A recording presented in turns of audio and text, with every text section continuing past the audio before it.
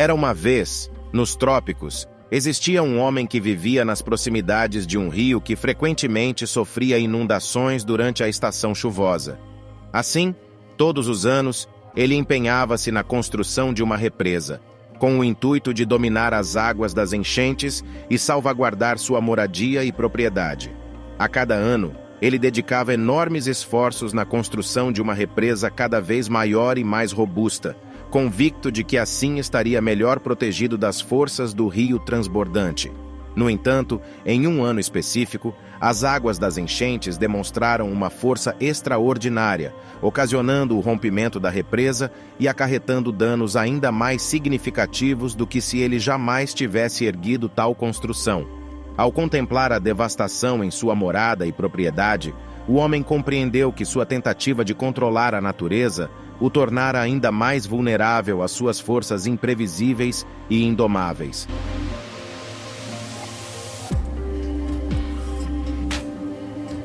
O protagonista dessa história nutria a crença de que, ao erguer uma represa, poderia manipular as forças da natureza e resguardar sua moradia e propriedade das inundáveis águas. No entanto, sua empreitada de domar a natureza, em verdade, o deixou mais suscetível, pois tornou-se excessivamente dependente da represa e negligenciou outras abordagens para lidar com as enchentes, como a implementação de um sistema de drenagem ou o uso de sacos de areia.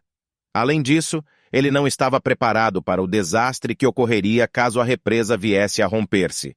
Desse modo, a busca incessante pelo controle resultou em uma menor preparação para as forças imprevisíveis e incontroláveis da natureza. Aqui evidenciamos o quão fútil pode ser a tentativa de dominar o incontrolável. Nunca podemos prever o que está por vir. Não importa o quão bem acreditemos estar fortificados contra futuras adversidades. O destino sempre pode nos surpreender de maneiras inesperadas. Ademais, ao tentar ter um controle excessivo, corremos o risco de nos tornar menos resilientes diante dos desígnios do destino. O paradoxo do controle tenta evidenciar que, quanto mais buscamos controlar circunstâncias externas, menos controle efetivamente temos, já que almejamos dominar algo que nos escapa. Dessa forma, ao tentarmos impor controle sobre uma situação, podemos acabar, paradoxalmente, piorando-a. Apesar de parecer ilógico e abstrato, o paradoxo do controle ressalta as limitações do controle humano, recordando-nos de que a maioria de nossas tentativas de controlar o universo são fúteis e até prejudiciais. Este vídeo-ensaio explora o paradoxo do controle.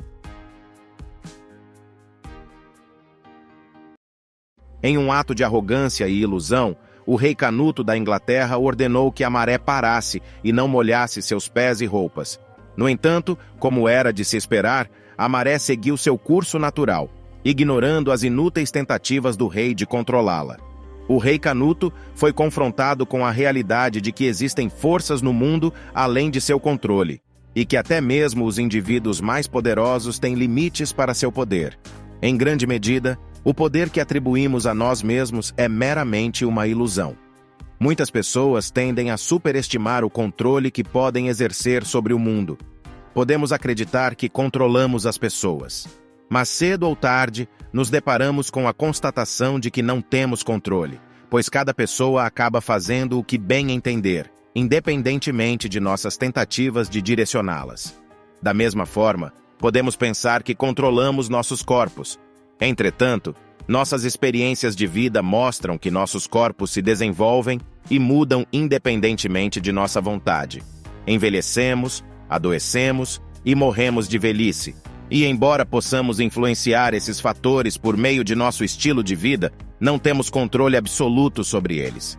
Nenhuma cirurgia plástica, alimentação saudável ou medicamento pode impedir que nossos corpos mudem e se deteriorem. A história do rei Canuto serve como um alerta contra a tentação do controle absoluto e nos lembra da importância da humildade e do respeito pela ordem natural do mundo. É um lembrete das limitações do controle humano sobre circunstâncias externas.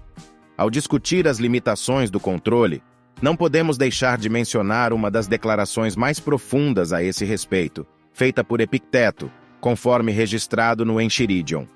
Algumas coisas estão dentro de nosso poder, outras não. Estão em nosso poder as opiniões, a motivação, o desejo, a aversão e, em suma, tudo o que depende de nossas próprias ações. Não estão em nosso poder nosso corpo, nossos bens, nossa reputação, nosso cargo e, em suma, tudo o que não depende de nossas próprias ações. Embora a visão de Epicteto seja audaciosa e o filósofo estoico possa ser acusado de pensamento dicotômico, ela fundamenta a abordagem estoica em relação ao mundo externo. Há séculos atrás, viveu um agricultor seguidor do taoísmo cujo cavalo fugiu, e assim seus vizinhos vieram visitá-lo para consolá-lo. Mas tendo em mente a sabedoria taoísta, o agricultor respondeu dizendo: "Quem pode dizer o que é bom ou ruim?"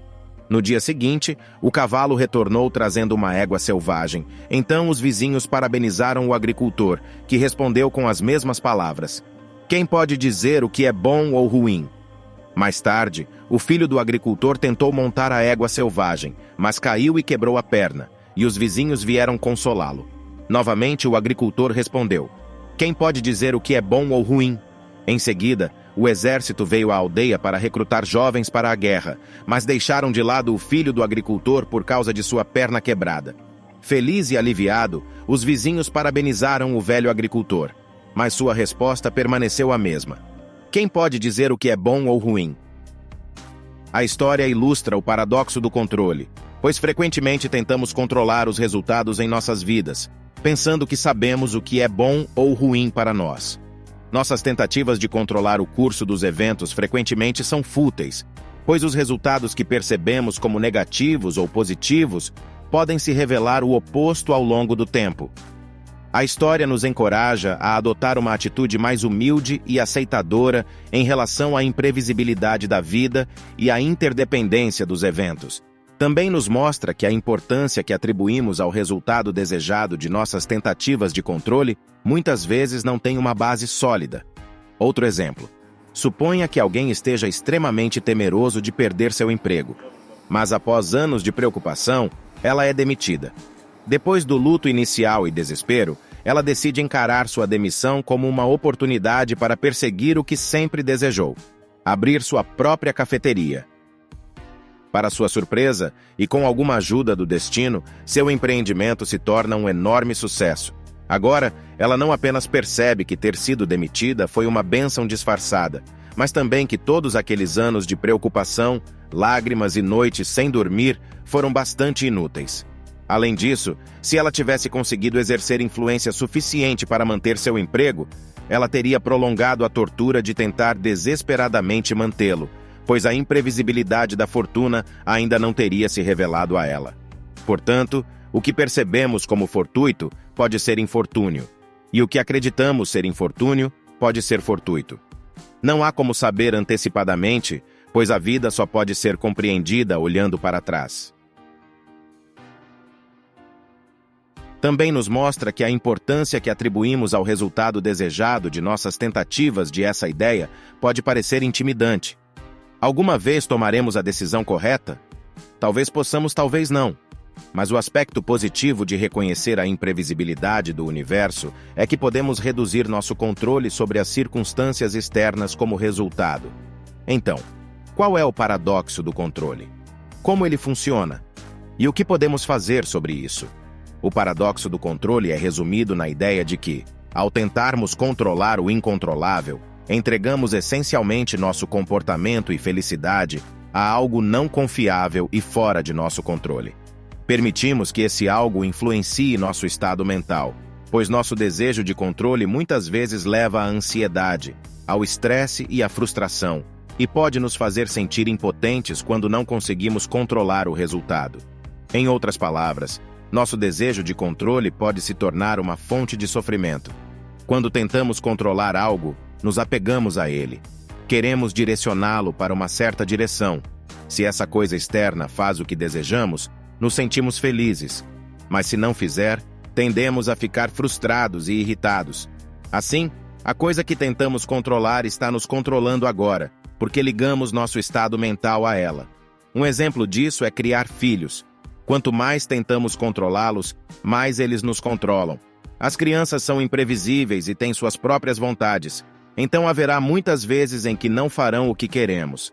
Teremos um tempo terrível se vincularmos nosso humor às vontades delas. De acordo com Epiteto, ao tentarmos controlar o incontrolável, que é quase tudo externo, estamos nos preparando para uma jornada difícil. Ficaremos perpetuamente frustrados com as ações de outras pessoas, sentiremos ansiedade sobre o que acontecerá e o que não acontecerá, e seremos atingidos repetidamente pela tristeza e raiva.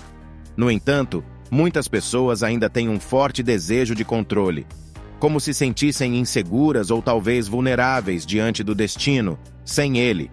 Assim, suas tentativas de controlar o mundo ao seu redor criam uma ilusão que desaparece facilmente.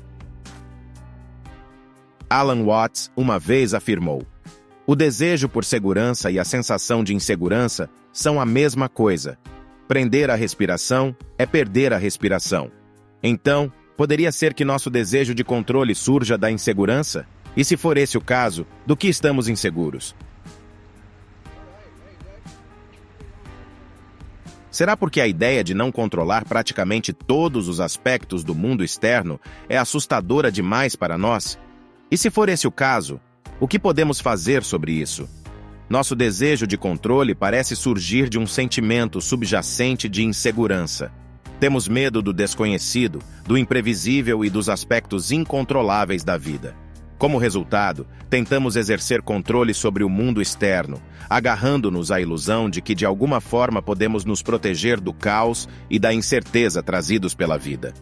No entanto, muitas vezes negligenciamos o fato de que a verdadeira segurança e paz de espírito não podem ser encontradas no controle do mundo externo, mas sim no cultivo de uma resiliência interior e na aceitação da natureza incontrolável da vida.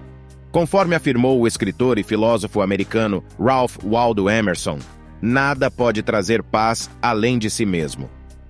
Em vez disso, podemos encontrar maior paz e felicidade ao desenvolver uma aceitação da natureza incerta da vida e ao cultivar uma mentalidade de adaptação e equanimidade. A verdadeira segurança e paz interior são encontradas não no controle do mundo externo, mas sim no fortalecimento de nossa resiliência interna e na capacidade de fluir com a vida. Aceitar a imprevisibilidade da vida, em vez de tentar controlá-la, pode auxiliar-nos a desenvolver uma mentalidade resiliente.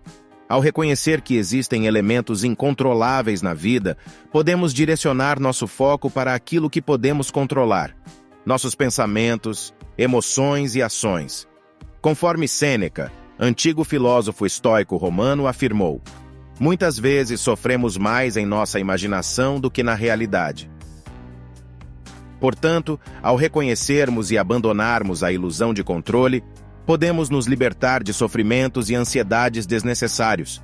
Ao aprendermos a abraçar o imprevisível, podemos cultivar a segurança e a paz de espírito que buscamos através de tentativas de controle. Em vez de nos preocuparmos com o incontrolável, podemos nos concentrar em desenvolver a resiliência interna e a adaptabilidade. Isso requer uma mentalidade que valorize a flexibilidade, a abertura e a disposição de mudar de rumo quando necessário. Como Carl Jung, famoso psiquiatra e psicanalista suíço, uma vez disse: "Não sou definido pelo que aconteceu comigo, mas pelo que escolho me tornar." Ao abraçarmos a natureza imprevisível da vida, podemos aprender a abandonar a necessidade de controle e, em vez disso, focar em nossa força interior e coragem necessárias para enfrentar o destino. Conforme Sêneca afirmou: "A falta de confiança não é resultado da dificuldade. A dificuldade surge da nossa falta de confiança."